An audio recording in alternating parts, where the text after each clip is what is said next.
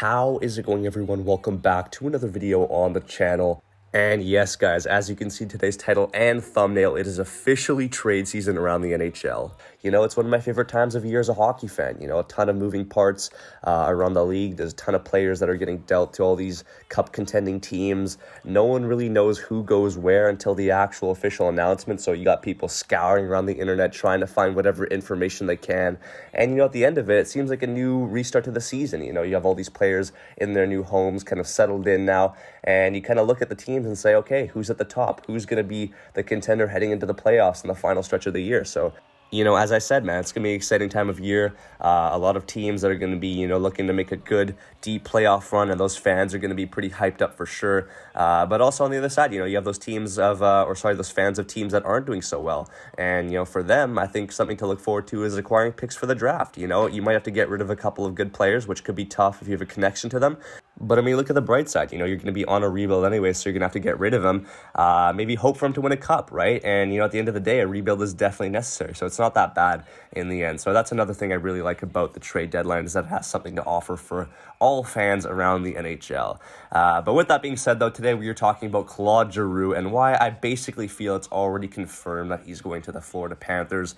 Just want to put this video out there just to kind of kick off this trade deadline series that I will be doing in the next couple of days. So it's going to be a lot of fun. Hopefully you guys enjoy it. I already know, you know, guys like Calle Jarnkrok and Ben Sherratt have been dealt to their respective teams, the Florida Panthers and the Calgary Flames, for quite high prices. So expect this to be a pretty hefty return on the Flyers end. So yeah, it's going to be crazy, but I'm excited to see what direction they go here and what the actual price is. Speaking of prices, though, for question of the day, which NHL player do you think will be dealt for the greatest price at this year's upcoming NHL trade deadline? I want to know what you guys think in the comment section below.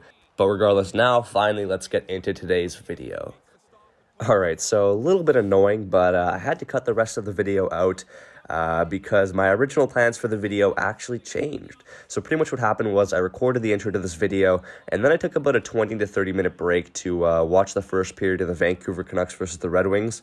And while I was watching, I got an alert on my phone that said that the trade was finalized and that Claude Giroux had been dealt to the Florida Panthers. I didn't get any return, but it just said, yep, he's on the Panthers, and he will be going there tomorrow. It turned out that wasn't actually true, so I ended up recording saying that, yes, guys, actually, he did get traded, so what a coincidence. You know, while I was recording, he ended up actually getting traded, but no, he didn't, so had to cut that video out, and we're back to square one. So I'm sure that he is going to get traded there tomorrow or the next day, you know, depending on when they decide to actually release that news. But regardless, let's talk about what this means for the Florida Panthers. You know, still on this kind of hypothetical, like, oh, what if he gets traded scenario, but it's pretty set in stone at this point. I'm pretty sure it's safe to say that that's where he's going to go. But yeah, no, the Florida Panthers, if there was any doubt before that this team was the best in the league, there definitely isn't any no more, man, because not only does this team have the strongest center core in the league with Barkov, Sam Bennett, Anton Lundell, and Claude Giroux as their 4 starting centers. That is actually just nuts to say. I can't even believe that. They have a strong D-core as well, and they have good supporting wingers, and their goaltending tandem is good. There are no weak points on this team, and man, it is going to show in the final stages of the regular season and the playoffs, as man.